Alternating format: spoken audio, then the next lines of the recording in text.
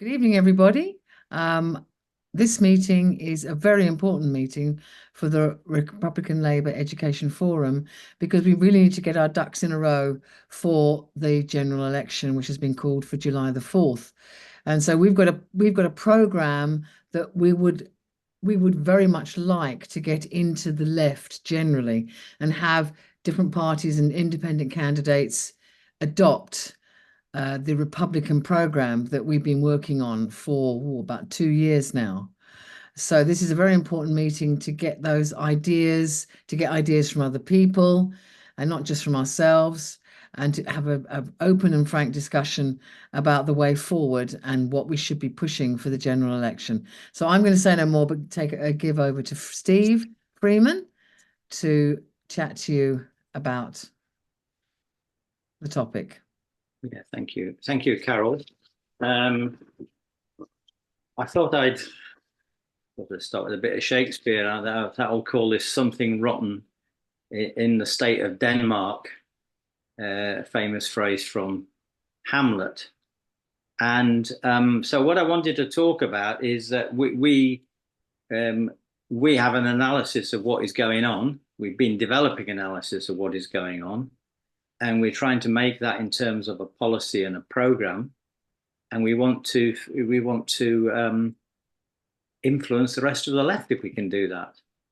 And of course, an election is a perfect time to do that because that's when more people are talking about politics and thinking about politics. And sometimes in elections, of course, lots of things are suddenly thrown up as out of the blue that we never thought of, and become crystallized. When the election was called, Starmer made a speech about democracy, and he said the election was a moment when democratic power returns to you, the people. And obviously under our constitution, we get this momentary event, maybe about once every 5 years, when 3.8 million of us in England get to cast a vote that will decide something about the nature, the composition, let's call it that, of the Parliament, of the House of Commons for the next period of time. And it always reminded me of the Roman festival of Saturnalia. Do you remember that? I don't know if you know that one. One day, the Roman slave owners served their slaves with food and drink. It's a festival. And the world is turned upside down with the slave owners supplying the slaves. But it's only for one day. So the next day, once the festival's over, all the slaves get back to being slaves again. So in a way, it's a way of emphasizing we're in charge, not you. And I suppose in some ways our election is a little bit like that. Of course, the king obviously gives his first minister permission to dissolve the House of Commons and hold a general election. And when the election was called, and it was a surprise election, most of the legislative program was ditched. Two of the bills that survive in what was called the wash-up, they call it the wash-up, were rushed through the Commons to receive the royal assent. And what were those two bills? Two of those bills anyway. One was the Post Office Offences Horizon System Bill, which quashed all the convictions by the Post Office and the Crown Prosecution Service in England and Wales and Northern Ireland, but not Scotland. And then the Victims and Prisoners Bill, which includes compensation for the victims of the infected blood scandal. Now that's to me quite significant, because it means that these two scandals in many ways capture where this country has, where we've kind of got to. In a way, it tells us about the state of the country. These bills were rushed through because they tell us about the Crown's priorities. In some ways, the game is up on those. The Crown really is in a hole and decided to stop digging any further, and it's decided to get itself out. So many other bills went down, but those two bills went through. And so in some senses, the Crown was abandoning its policy of delay, lies, obfuscation, and gaslighting of the victims. They've had to come to that point. So I think Something Rotten in the State of Denmark, therefore, is an apt phrase from Shakespeare. And for me, it describes correctly and scientifically what we call the UK state, the Crown. our constitution and system of government is based on the sovereignty of the Crown and Parliament. So I think that the words that we might use about the present period that we're in, and I think that period goes back to 2007-8, is rottenness, decay, decomposition, degeneration, decline, stagnation, corruption. It has been described as broken Britain, measured in various collapses of all sorts of things. We could just take the water industry as just one example, but there are so many examples of rising poverty, crumbling schools, failing healthcare, overcrowded prisons, housing situation, terrible for many people, falling living standards, and the collapsing and underfunded public sector. So it's not what is rotten in the state of Britain, not the state of Denmark. And it's not just the Crown in Parliament. It's not just the political access linking Westminster, Whitehall, Downing Street, and the Palace.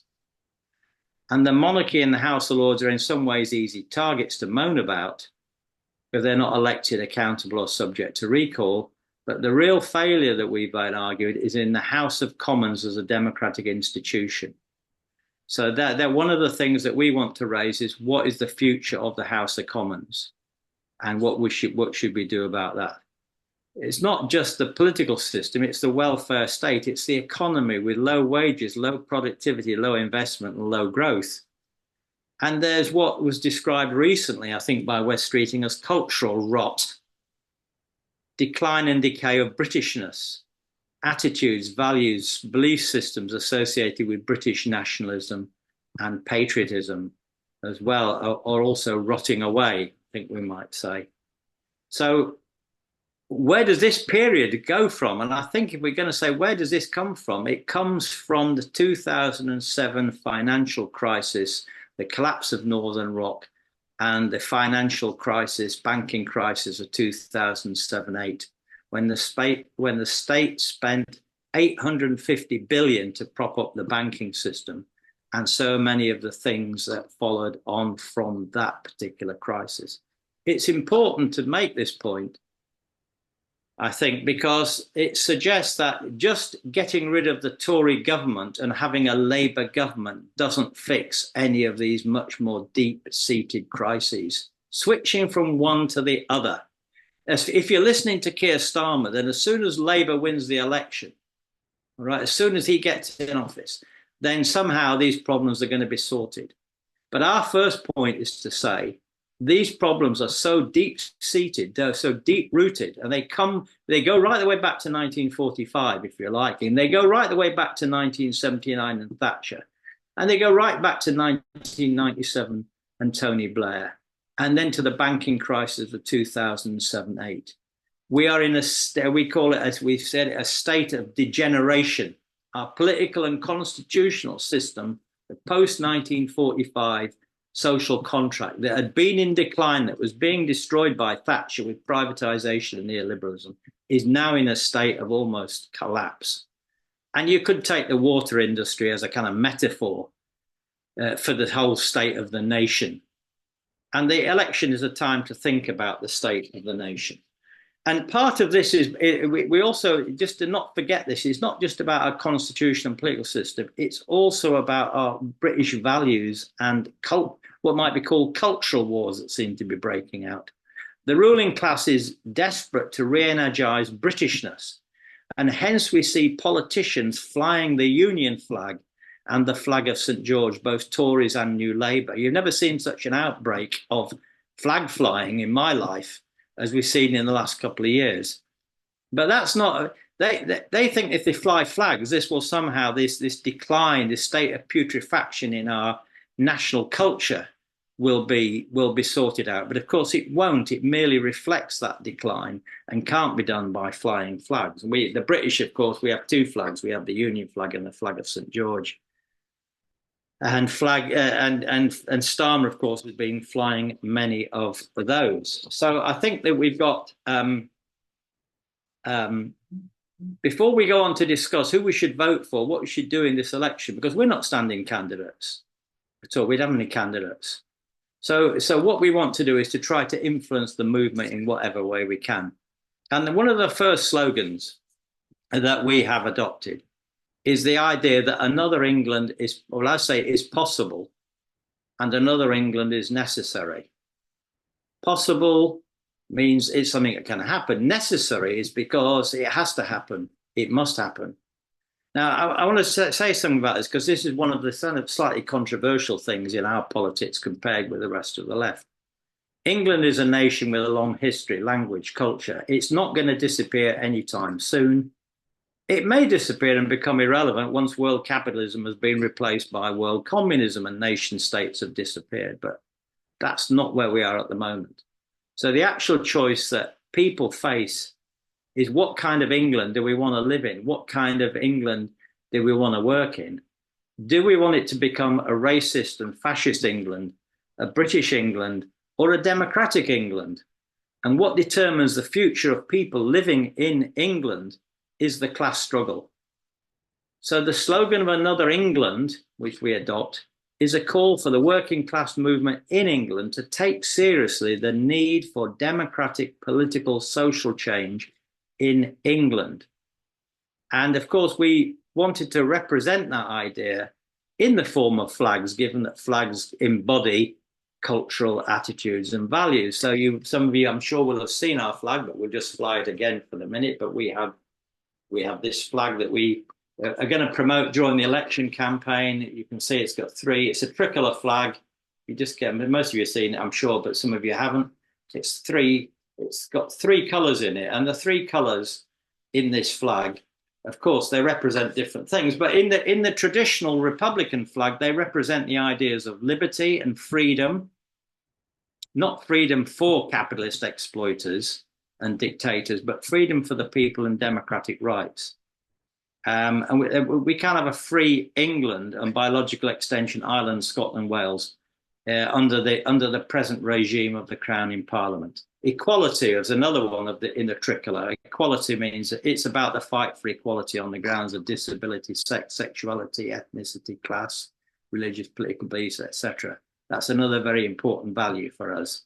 That can't be, and of course, class in a country that has princes, dukes, earls, knights, lords, all the rest of it. No, so that can't work. And then fraternity, which originally meant humanity or the brotherhood of man, of course, it's a slightly sexist term there, man meaning humans, but what it meant, international solidarity. So in a way, the French Revolution gave these values of liberty, equality, and fraternity. But the reason we got these three particular colours to symbolise England was that the green represents the Levellers, the first democratic party in England in the 1649, the Leveller movement that fought for democracy and overthrew the regime of Charles.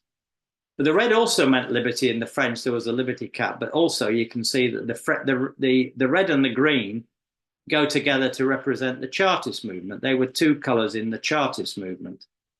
The first mass working class party in the 19th century that fought for democratic rights and votes. So the red and the green go together. And then, of course, at this side, the green and the violet, these are the colours of the two colours of the suffragette movement. So we've seen in this flag, basically, our representation of the English people's long struggle for democracy, which actually, in fact, you can go right the way back to 1066. When the crown and when the long historical 1,000-year struggle between the crown and the people and the commons took place. So we wanted to sort of symbolically represent the idea that we don't accept the flag of St. George, we don't accept the Union flag, but that we do need a democratic England, a republican England based on liberty, equality, fraternity. So we want to be able to represent that idea in that way. Now, I would want to go on and say a little bit more that our idea of another England is captured with the idea of a commonwealth. So our programme is about, just keeping my eye on the time there, Carol, the idea we've talked about is the Commonwealth of England. And so in some ways that word summarises some aspects of the programme that we're talking about. Now, the Commonwealth, what's meant by a Commonwealth? Well, the Commonwealth has two roots. It's in the commons, as in Commonwealth, and in wealth or welfare. And so the Commonwealth, you say, is a society dedicated to the health and welfare of the people. Commons means the common people, the ordinary people, the common land, the House of Commons. It's, again, in our history. Commons is an English term for people, meaning Marx's idea, not the ruling class, but the people. And in welfare, and in welfare, and in wealth and welfare, you have, and I did notice as I was looking back into some history, Cicero in the Roman Republic talked about the health of the people being the highest law, as given prominence in Locke's second treatise. So Tony Benn used the word Commonwealth in his 1993 bill, his Commonwealth of Britain bill, whose aim was to establish a democratic, secular federal Commonwealth comprising of the nations of England, Scotland, Wales, and the phrase is dedicated to the welfare of all its citizens. And the bill then set up, in Tony Benn's bill, national parliaments for England, Scotland and Wales. And you'll notice in that we've actually got parliaments for Scotland and Wales and one in Northern Ireland, but we didn't actually have one for England, which is one of the things that we get to put into our platform and programme. Now, the point about the idea of a Commonwealth is it's not something we've invented for the future. It's something that has already been achieved. It was achieved in the first Commonwealth of 1649 when the people of England, through the New Model Army, got rid of the monarchy, got rid of the House of Lords. They abolished it. It only took them about a month to do that. And then there was to be a written constitution called the Agreement of the People, and it's when the diggers started to take over and occupy some of the land. All right, and there was a lot of for a short period of time, a lot of democracy within the New Model Army itself. But we know that Commonwealth, the first Commonwealth, was overthrown by Oliver Cromwell's counter-revolution. I think you'd have to go forward to 1945 to see the idea of a second Commonwealth. And it was called, funnily enough, there was a Commonwealth Party between 1942 and 1946. But the second Commonwealth was established during and after the Second World War, following the Beveridge Report. And the Labour 1945 Labour Manifesto says their ultimate purpose is the establishment of a socialist Commonwealth of Great Britain, and it goes on to talk about that. So you can see 1945 as a Commonwealth, but not a republic, because it really was a compromise between the ruling class, the Crown in Parliament, and the working class that was in the form of the soldiers and the workers who had actually fought during the Second World War and wanted to come back to a different Britain, a better Britain. But that second Commonwealth, you could say, continued till 1979 when Thatcher came in, defeated the miners, and then began to dismantle the second Commonwealth. So when Benn in 1993 is talking about a Commonwealth, a new Commonwealth really, he's talking about the third. The point about the Commonwealth is it's not something in the future we're inventing. It's something we've already done. It's been done by thousands, tens of thousands and millions of people in England in the past. So it's something which is possible, and it's something which is achievable because it's something that has already been done in the past.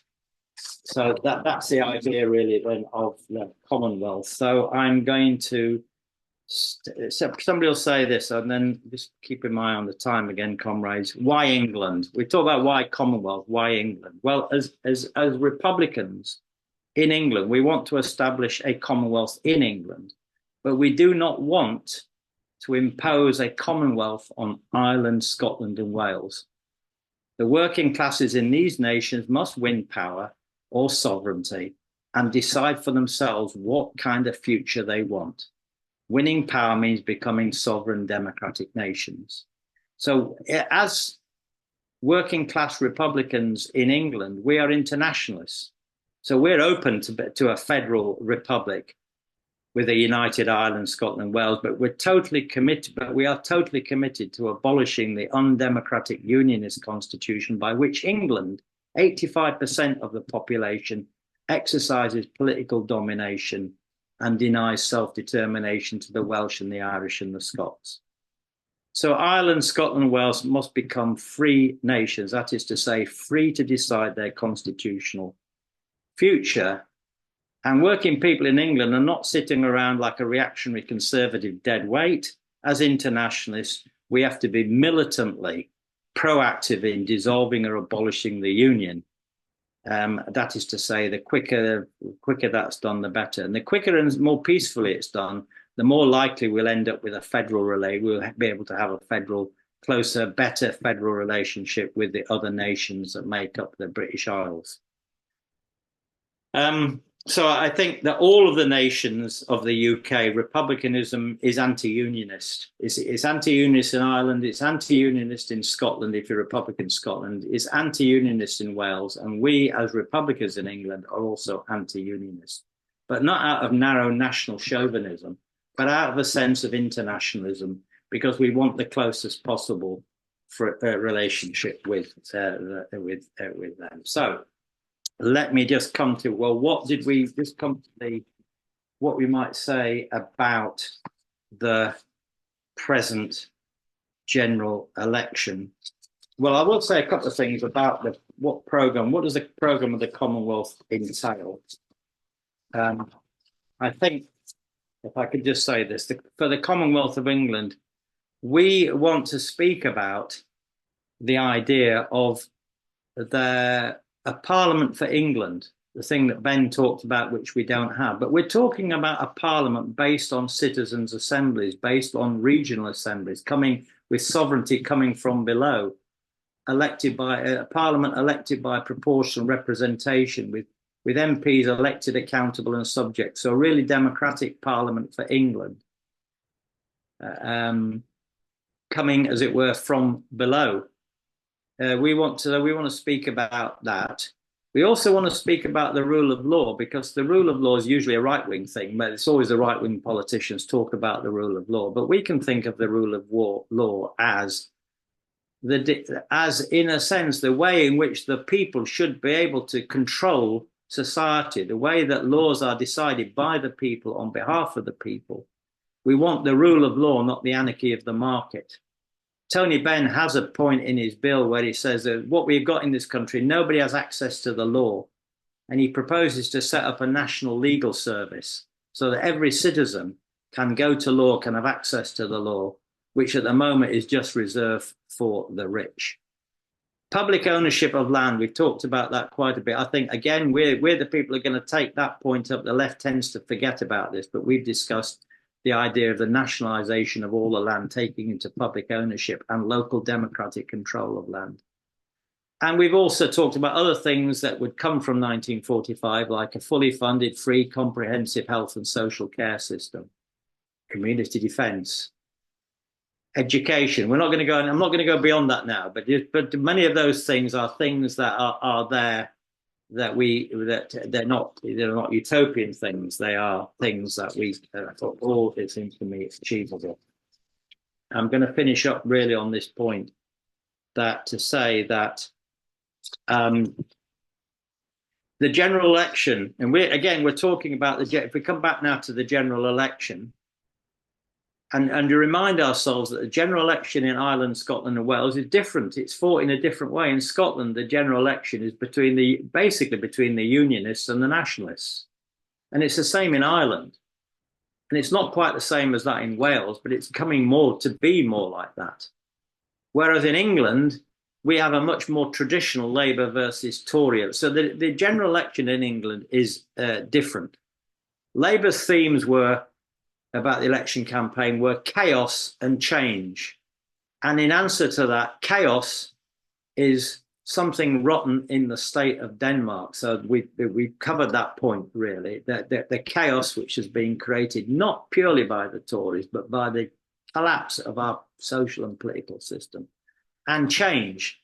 Well, Keir Starmer's not going to change things. But I think we could think about there being four parties in England. We've got the Reform Party, which is really the English Nationalist Party. We've got the Conservative and Unionist Party. We've got the Labour Party, but then we've got something else that's been happening. We called it the. We've got a Palestinian movement. We've almost got a Palestinian party emerging because of the crisis in the Middle East and the involvement of the Crown in the war in the Middle East, supporting Israel's war massacre, ethnic cleansing, genocide, etc. And this is driving a wedge between the Crown and the constitution and political system and a section of the population, hundreds of thousands who have been out demonstrating on the streets and protesting over the last 6 months. And that's also exposed, I think, the degeneration of our liberal democracy and highlighted the growth of Crown power and taken it to another level. So I see in the Palestinian movement almost a mass Republican movement, or to put it this way, a people's movement organized on the streets and on the campuses. And I'm using the term Republican here to mean not anti-monarchy particularly, but rather grassroots, popular, mass movement of citizens, regardless of ethnicity, sex, sexuality, race, religion, all those other things, supporting peace and democracy, self-determination. It includes trade unions, religious organizations, members of political parties. And because of the general election, this movement on the streets that we've seen has now crystallized into a Palestinian party. Now, when I say party, I don't mean an official party. I mean a party meaning a section of society that's trying to stand candidates in the election. So let us end up with this point. What we want to do in the election is obviously make the case for a Commonwealth of England, to make that case for an English Parliament, for a new written constitution, for all those things that I've said. That when we come to the election, we should be absolutely anti-Tory. Voting is about attitudes. For the last 14 years, we have suffered from the most reactionary anti-working class Tory government since the days of Thatcher. That government must be ousted, smashed, cut into 1,000 pieces, destroyed, defeated, so badly that it never recovers. So I think no mercy for the many crimes and murders, robberies, corruptions that they have committed. So I don't think we should be anything other than very, very strongly. I don't think that I'm not muted to make Starmer a more bigger enemy than the Tories. I think Starmer is the enemy of the people, but it's different. Labour, of course, I'm not in favour of. In voting against the Tories, I think we have no special preference for the Labour Party. The Labour Party is the only party that can probably form an alternative government on its own, or perhaps through a hung parliament.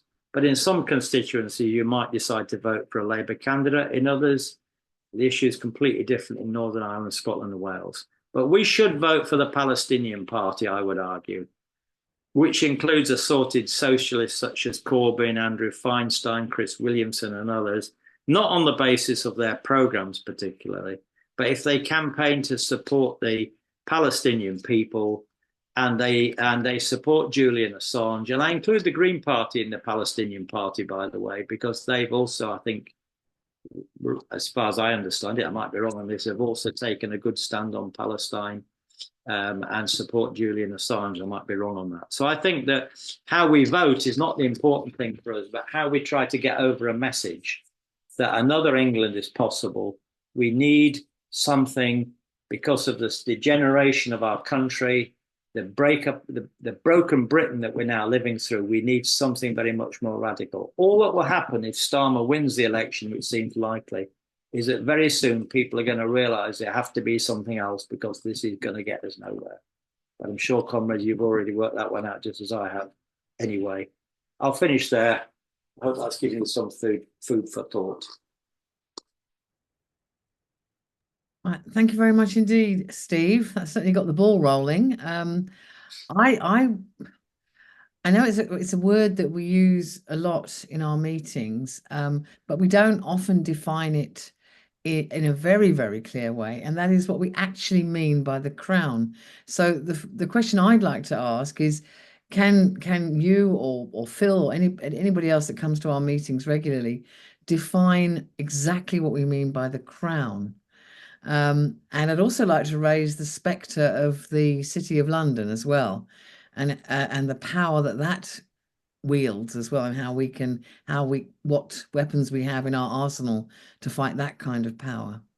But Malcolm has already got his hand up, so I'm going to bring Malcolm in straight away. Yeah, I agree with almost everything that Steve says, except one thing that sort of put me in the eye, really, and that's the whole business about England, a word he used a great deal. As I've been living in Portugal for a very long time now, as you probably know, and I have Portuguese nationality and I speak Portuguese fairly fluently, etc., etc. But one thing I do know is I'm never going to be Portuguese. Never, never in a million years. And because what I am, people always say, "What are you?" is I'm Southern English. And it's only recently that I really thought of England being divided into two. And when you think of these other so-called countries, Northern Ireland, Protestant Catholic, divided completely in two, Wales, North-South, completely divided in two, Scotland, I'm not really sure about Lowlands and Highlands, but or independence or not. And I think England's divided into the north, between the north and the south. And having been born and brought up in the south, and then going to the Midlands as a teenager, it was very clear to me that the north, which I actually preferred to the south, as it happened, was quite different to the south. So this whole business of countries, I mean, I've often thought as well in the past that why have we got all these countries? Why isn't it just called Britain? And why are everybody producing all these barriers and different things? So if you're in Scotland, as far as I know, you can go to university for free, but if you're England, you can't, so on and so forth. So it all seems very strange to me. And so I'm not at all clear or even perhaps agreeing with Steve about the whole business of English, and because I, as a socialist, think of countries being abolished, of course, and people not living in countries. I mean, you're clearly going to be associated with some group that you grow up in, and how different that is to other groups, of course, is important. But so I would just like to agree with everything that Steve said, except I would take England out of what he said. It's really quite a lot of what he said. Okay, thank you. Okay, thank you, Malcolm. I'm going to bring Ken in. Ken Syme. Malcolm has already said much of what I was going to say. And listening to Steve, he began there's a general election in England. And it was later on that he actually mentioned Scotland, Northern Ireland, and Wales. But it does trouble me that the focus seems so exclusively on England. I say this obviously as a Scot living in England, but I do very much agree with Malcolm's point that we should be internationalists and we should be looking to abolish nations and not reinforce even smaller divisions into even smaller nations. I don't know, Steve, if you've had any success at all in establishing links with Scottish Republicans or Welsh Republicans or Irish Republicans, recognizing that the latter term obviously has different associations.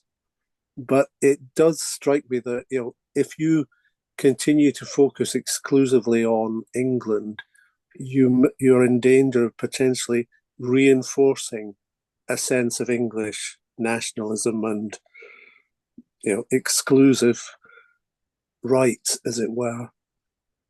And you will then be in difficulties in trying to establish relations with the other parts of the United Kingdom. So I would be in favour of beginning by attempting at least to link to the other parts of what we currently term the United Kingdom, rather than narrow it down just to England. But you may have tried that already, and you may not have been able to establish the connections that you need. But I would be interested in hearing your own reflections on that perspective.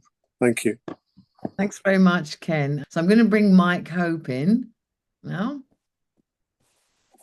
Yeah, first, just the question of the you raised, Carol, about what is the crown? How do we why do we talk about the crown and what it is? I would say the crown is the particular form that the state and state power takes in Britain. And it is traditionally, and this is where we come to the paradox of England and Englishness, because it has traditionally been England predominating over the Scots, who have been, well, first subdued very bloodily, and then drawn in as kind of colonial overseers and accessories in the adventures of empire, but never as equals. The Welsh were just crushed and considered sort of non-people who spoke an odd language by most English, and having had a childhood largely, well, a large part of it actually as an English boy in Wales, Welsh-speaking Wales. The incredible combination of ignorance and arrogance that English people display in relation to Wales. You will hear even now, BBC announcers who take great pains to pronounce things correctly, ritually slaughtering Welsh pronunciations because they really can't be buggered to, that's what it feels like. So there is this diminution of Wales. And as for Ireland, listen, we should not be talking about Northern Ireland. It is an illegitimate statelet created by British imperialism. There is the north of Ireland and there is the south of Ireland, which managed to gain a degree of freedom. But as we know from the likes of Connolly and so on, an Ireland unfree will never be at peace. And we are finally looking at the possibility of an Ireland which will actually overcome sectarian division to strive to reunify. All but the more extreme DUP loyalist Protestants, younger ones, see a better life linked to what was known as the South. So we are left with England. We are not talking about English exceptionalism. In fact, we are talking about the destruction of English exceptionalism, because the radical history of what peasant struggles, early citizen struggles and nascent workers' struggles in England have been suppressed and are hidden from history. And we've had some good introductions on the Levellers and on the 1832 general strike, on 1848, and so on and so forth, on the Chartists. That is largely hidden, but we do need to be able to wrestle that all those symbols of English exceptionalism and colonial dominance and reaction from the ruling class. And we do that by building fraternal relationships with Republicans in those other countries whose situation is different. We're not talking about English independence, but they are talking. There is a question of Scottish independence. There is a very probable question of Welsh independence. And most certainly, there is a question of Irish independence. We need to be able to say that we support you. That is the way in which we go from being nationalists into being internationalists. We say that the state, the crown, which dominates us, is a greater enemy than, workers and ordinary people in those other countries who want their own freedom. So that's how we do it. But we don't sort of deny that we're English. That happens to be where we are. And it has its very particular history, like I said. So that's how I would kind of defend the notion of starting in England. Thanks very much. Thanks very much, Mike. Yes, where we're coming from is the problem with the union it was imposed in 1707 with Scotland joining us then with the Act of Union. It was imposed by the elites. The people had absolutely no say in that situation at all. So basically, it's an abusive relationship with England telling Scotland and Wales and Northern Ireland, exactly how they're going to run their countries, and that isn't right. That, in my opinion, those abusive bonds have got to be broken so that a much healthier federation can form between the countries. We've got to break the old in order to bring forth the new.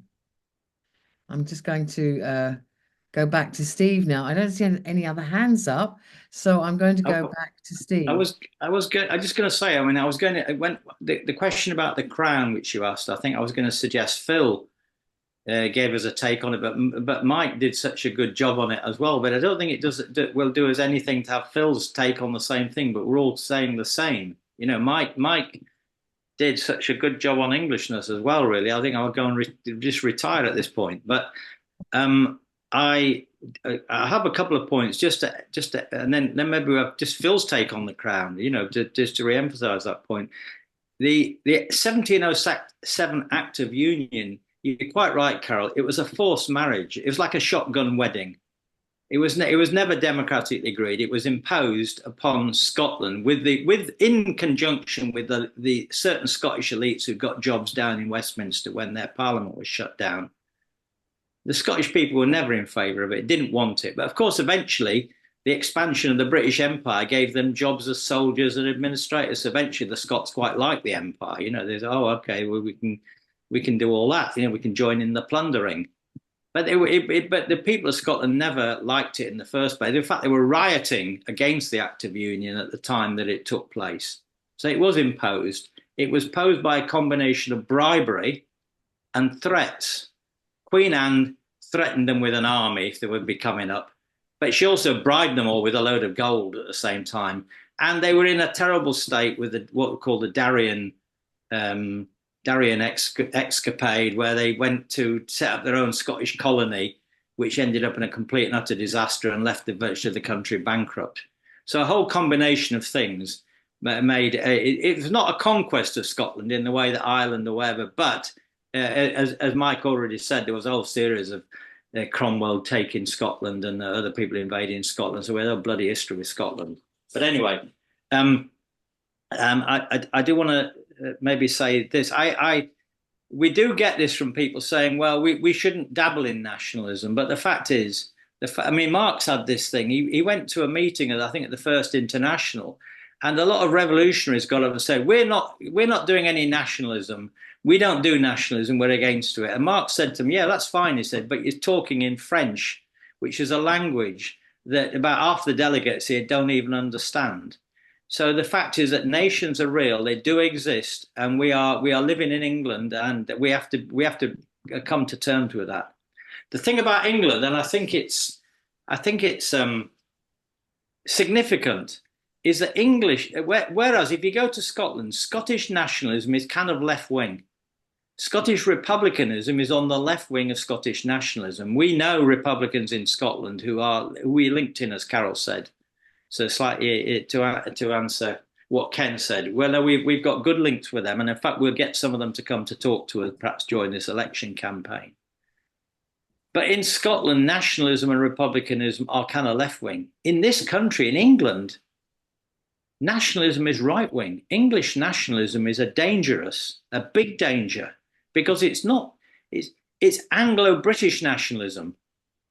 It's British, it's England, it's the English. That's why Keir Starmer has two flags. He has a flag of St. George, I'm English, and the Union flag to tell everybody he's British. So that's Anglo-British two flags nationalism. And that is a very dangerous, because it gives the idea that to be English, you need to be white, Anglo-Saxon, Protestant. You can't really be English if you're any other ethnicity. Now, that is a cultural nonsense, of course, and it doesn't do anything for the England that we're now living in, which is a completely different England. But that's where the right wing and the racists and the fascists can mobilize that reactionary form of English nationalism. English republicanism, therefore, is not an adjunct to English nationalism. It's the alternative to it. English nationalism is right wing. English republicanism is left wing, I would argue, because as Mike already said, it's about our own democratic, radical, working class traditions, and that's the tradition that we must conjure up against the Nigel Farages, the Rishi Sunaks, and the Keir Starmers, who are all playing the Anglo-British game. So I agree with Malcolm there, to go back to Malcolm, but I agree that England is a very deeply divided country, and one of the big fractures is the North-South divide. You know, that's deep, it's economic, it's cultural, it's social, but what we're talking about is overcoming that divide, uniting the people of England, and they can't be united if the people in the North are all second-class citizens, which they are under this regime. I mean, you see the amount of money invested in the North compared to what's invested in London. It's ridiculous. Yeah, I'll stop there. So maybe I'll see that Jennifer's got a hand up as well, and maybe we might hear Phil on the Crown. I don't know. Yes, I'm going to bring Jennifer in now. Jennifer? I just wonder, we talk about nations and so on. I just wonder if we're really getting to where the source of power is in our society, because I think we need to understand the power relations better before we can move forward. And I think, you know, the Marxist analysis of capital and labour no longer any good, because I think what we have is, and Grace Blakely talks about this, we've got a collaboration, if you like, of the elite,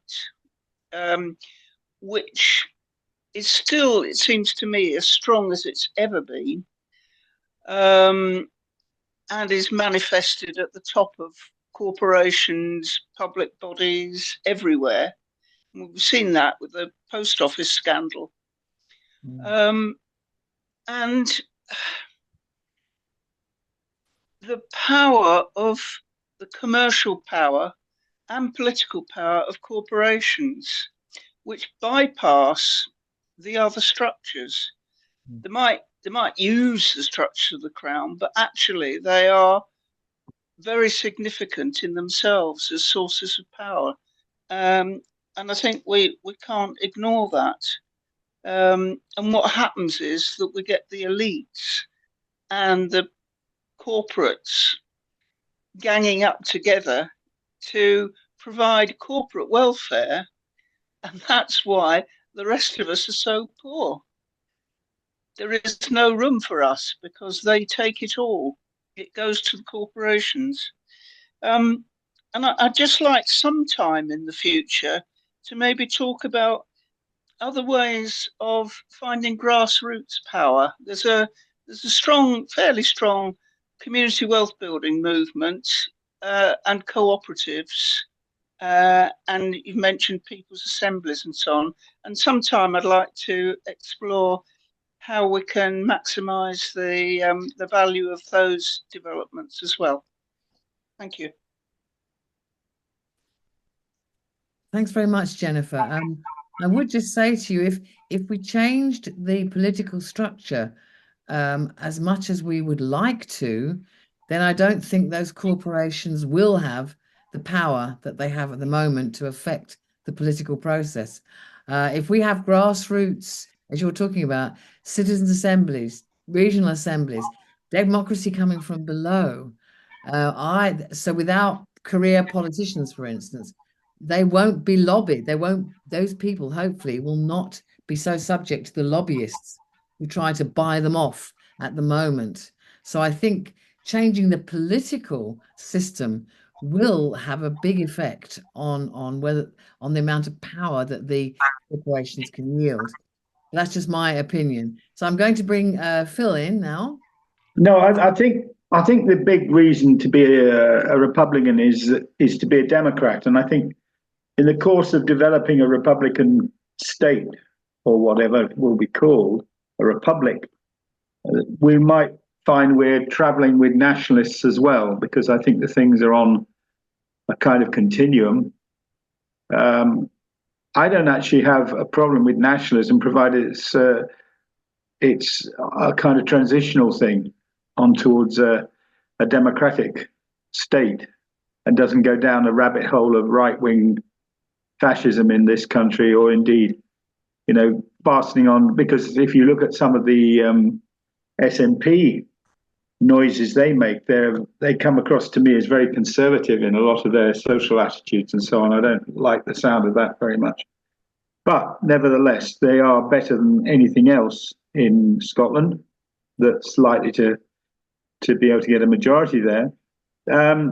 I think the thing about the Crown is I've been watching the Post Office recordings of the interrogations of these various people it's just incredible, the fact that they don't seem to think, half of them don't seem to think they've done anything wrong at all. They live in this kind of shared play of attitudes that they generally don't really believe that they've stepped out of line. I mean, they can be shown two contradictory documents that they've both signed, both of them, and they don't make any kind of attempt to sort of excuse themselves. Just said, well, it's what I knew at the time. I mean, it's like they've been given a coaching book, a name and number thing. Like when you're captured in a war, you just give your name and number. It's more or less like that. So I think one of the things we've got to deal with is the inherent lack of democracy which is in our institutions. And so when we're talking about companies and large multinationals and things, yes, of course, they don't have any kind of, they are undemocratic, etc., but they're not outside the Crown. They're part of the network that they feed off one another. I mean, the multinationals couldn't function in Britain without the Crown, and the Crown probably couldn't function without the multinationals. And then there's the tax havens, which is another area we need to look at. There's an excellent documentary on YouTube, Spiderweb. I mentioned it already, but I'd mention it again. The Spider's Web, I believe it's called, and that goes in detail into the structure of how finance is really ridiculously skewed. And when they're going on about, oh, we haven't really got enough money because Richie blew it all on PPE. Well, Richie blew bugger all on PPE compared to what's in our tax havens, and we make no attempt to do anything about that.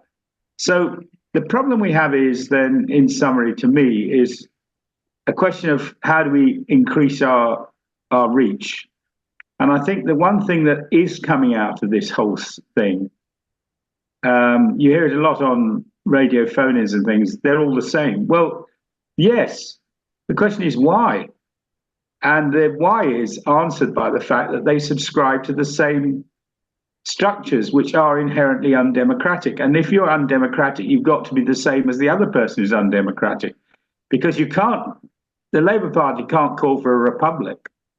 It can't call for abolition of the monarchy, because they're all signed up to the union and the monarchy. So, even if they go into Parliament, they can't. They have to. Jeremy Corbyn had to take the oath. I mean, it's ridiculous. So, I feel really it's democracy that we need to be pushing. I think we need to break this whole problem down into bite-sized chunks, which hopefully this election campaign, even if we don't look like we're going to be sending anyone to the Crown's Parliament, we can at least have some good discussions about themes we'd like to develop in the future. And I think Steve's right. I think an election gives us that opportunity. So I'll leave it there. But I do hope everyone gets an opportunity to watch the video that Sean made with us of the post office. It's very interesting. And there was a documentary on ITV last week. I watched this afternoon Panorama's 2015 John Sweeney documentary, which was also very good. But really, this is just going to go on happening because they are the cover-up. That's what they do. they are the mask of anarchy. They cover for all the anarchy that's going on behind it. And Shelley nailed that 200 years ago, and I'm afraid to say nothing has changed. And when people say to me, what does anarchy mean in the poem, Shelley's poem? Well, anarchy is the state. It's the state that does what it likes and destroys lives and makes people miserable and hives off all the wealth. That's anarchy. And so in that sense, Shelley's analysis is as good now as it was then. Absolutely, Phil. Excellent. I just want to bring Mike in again. I think that I agree with almost all that Phil said, actually. But no, I just wanted to move it along a bit in terms, having laid out our values, which we can carry on discussing, but there's also our sort of strategy and tactics. And just one or two observations. Steve and I managed to miraculously rendezvous with each other at the last big Palestine demo, and Steve had cunningly concealed on his person the flag. So we brought out the flag and we displayed the flag and we carried the flag, and it attracted a great deal of attention, quite almost suspicious at first, but as we explained it, it really seemed to be quite a positive point in all of this. People were, there was I don't think I encountered anybody, I don't know about you, Steve, who really disagreed with us in terms of what we were doing and why we were doing it. And also, the focus in particular upon England, but with reference to the rights of the other constituent parts of the UK to have, to determine their own futures. So yeah, I think the flag is something we do need to think carefully about how we sort of use it to best advantage. I think it can be quite powerful. The other thing is this, sort of electoral list. I know I put on WhatsApp something that had come from another WhatsApp group on Gaza about sort of a suggested list of candidates. And Steve, you kind of repeated that. I have to say, I would really struggle to support, we've talked about Galloway, we talked about Chris Williamson. I would struggle to support those people. I really would, even though they might have a stance on Gaza, which I do think is the predominant question at the moment. It is the big divider. However, on other matters, whether it's just sort of backwards pandering in the case of Galloway, and as Phil described it,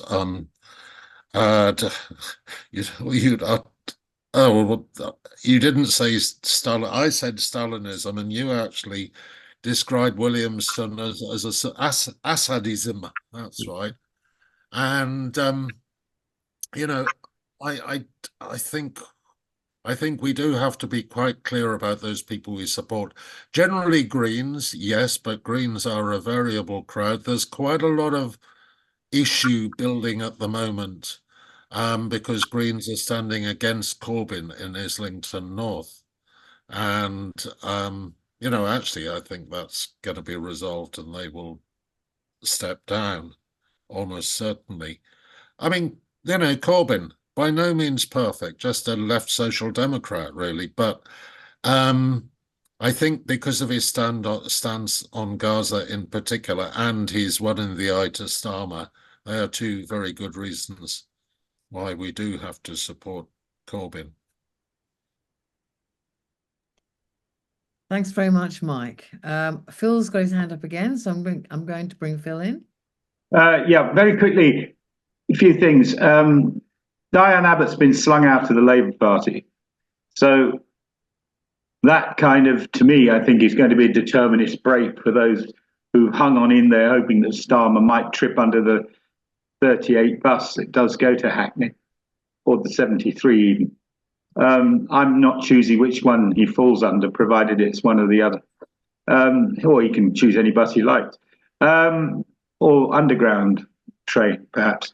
The next thing I was going to say is that the question of Palestine needs to arc back into this country, because ultimately, what Britain does through its so-called soft power is perpetuate the same relationship to the world as it always has. It's an imperial country in decline, that's true, but it still packs a lot of weight in terms of arms supplies and all the rest of it. So Palestine is also a national issue, and therefore it's important to talk to the Palestinians or people who are supporting the Palestinian struggle to say, hang on a minute, what are you doing here to advance democracy and Palestinian politics, which can be recognized and built in this country? It's not sufficient once this phase of the war, like Operation Cast Lead or Protective Edge, or whichever one of the mowing of the lawns finishes sooner or later, this will, to just go back home and forget about it. That movement has to be built, and it has to be built on Republican precepts. So therefore, the flag is vital, and I agree with that. We need a load of them. And when we go on the demo, as Steve said and Mike have pointed out, we need to have a nice punchy little leaflet that we can say, hey, just in case you don't see us again for a bit, take this leaflet, have a look at it, and contact us at this email address, and we'll tell you all about it. And I think actually that's probably the way we can use the Palestine struggle as well to build our message, and not do what George Galloway and John Rees did and try and build a sort of respect party. That's not what I'd want to be part of. I fear that's sort of what Galloway's doing again. It's Respect Mark II, because there were huge problems in Respect when I was a member of it for a few months about his social conservatism caused quite a lot of friction. And I wouldn't want to be in a club that had him as a member. So that's all I wanted to say, really. It's Palestine abroad, but it's Palestine here. It's an international question, I agree, but it has to be brought back into a national dynamic and a national dimension. Thanks very much, Phil. Yes, I think what's important is we have a look at how are we going to get these ideas, how are we going to approach candidates, be they party members or independents, how are we going to approach them and ask them pertinent questions and get our ideas in there and say, look, you're only going to get our vote if we're going somewhere along this path. So really, how do we do this? How do we proceed? So I'll go back to Steve for that. Yeah, I think we need actually you're quite right, the details of it. I think we need to have an all members and support and even supporters meeting to decide that in a quite concrete way. And we've got to do that fairly soon.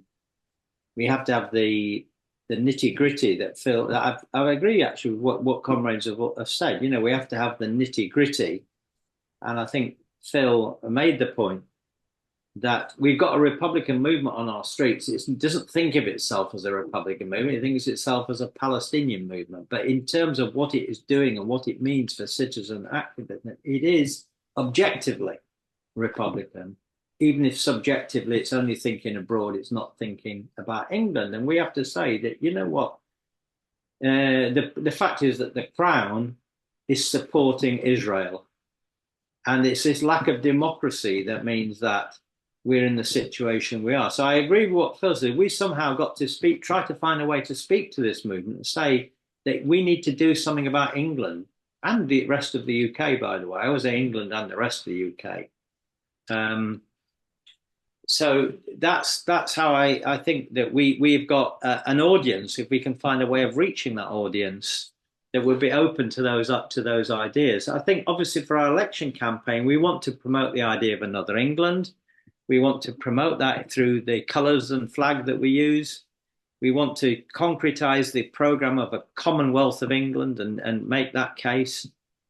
We are anti-Tory, strongly anti-Tory, but we're not in favour of Starmer, but we're definitely anti-Tory. But it's the Palestine Party. Now, we obviously got to look at different individuals. We'll have to have further discussions about the Palestine Party. if we agree with it. I tend to say it's why we're doing something. Why is it that we're going to support the Palestinian Party? Because that's the most democratic part of England at the moment that we can see. And there are unsavory characters and all the rest of it. But I think we have to try to work out why we're doing something. And I think that's a further discussion beyond what we can do here. I wanted to just go back to say a couple of other points. Back to Jennifer, what Jennifer said, and I agree with Jennifer to some extent. For us, republicanism is about power coming from the grassroots. It is about in the localities. It has to come from below. And there are lots of initiatives. Republicanism, in one sense, already exists in the kind of initiatives, Jennifer, that you mentioned. I think those are forms of grassroots organization. They're the things that we encourage, because we shouldn't just thinking it was get rid of the king is what republicanism is about. It's about the people themselves being organized in their communities, in their workplaces, in their trade unions. That's what we want to promote as a working class republicanism. But I would say that, of course, if we're going to talk about corporate power, the biggest corporation in the United Kingdom is the Crown. It's a massive multinational corporation. It's hugely powerful. And just to emphasize the point, if we look back for the 1,000 years of history, up until, I would say, till the English Civil War, to the Glorious Revolution, the Crown and the King were the same thing, and it was all about land. The Crown is the King is the Crown. But we got that separation of Crown and King through the English Civil War, through the Glorious Revolution, and then we created a corporate crown. And that was created by the City of London. So if land from 1066 to 1649 or 1688, land was the key issue. From that point on, the city and finance and banking, that was the key question. The Crown is really the front, if you like, for the City of London that stands behind it. And the link is, of course, through His Majesty's Treasury and the Bank of England. That's really what we have to, when we talk about Crown power, we're not talking about King, we're talking about the Treasury. And if you see the role played in the Treasury, in all of these crimes that we're going to be looking at over the next week, we will be looking at the crimes of the Crown.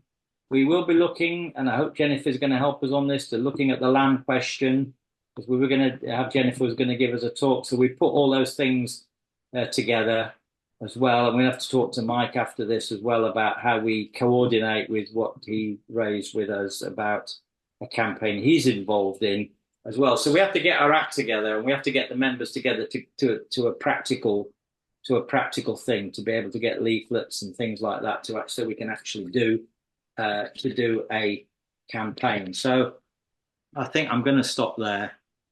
I think we have to work. I think we've got the broad framework of how we want to campaign. We have to just get down to the details of it and make it stronger. And hopefully we can do that, Carol.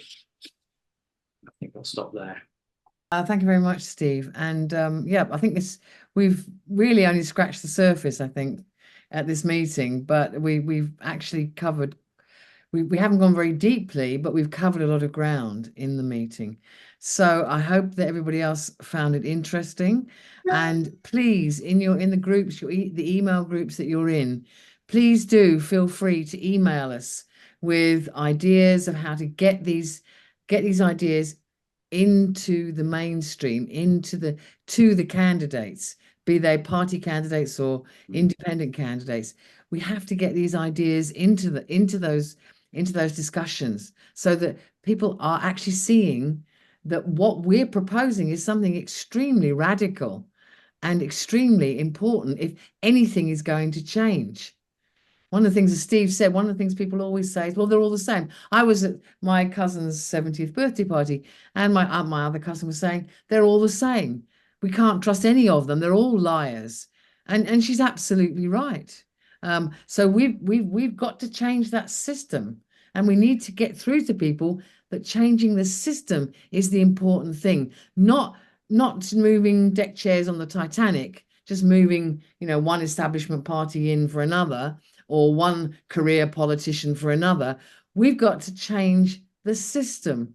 The democracy has to come from below, not top down. And these are the ideas that we have to get out there and confront these candidates with these ideas.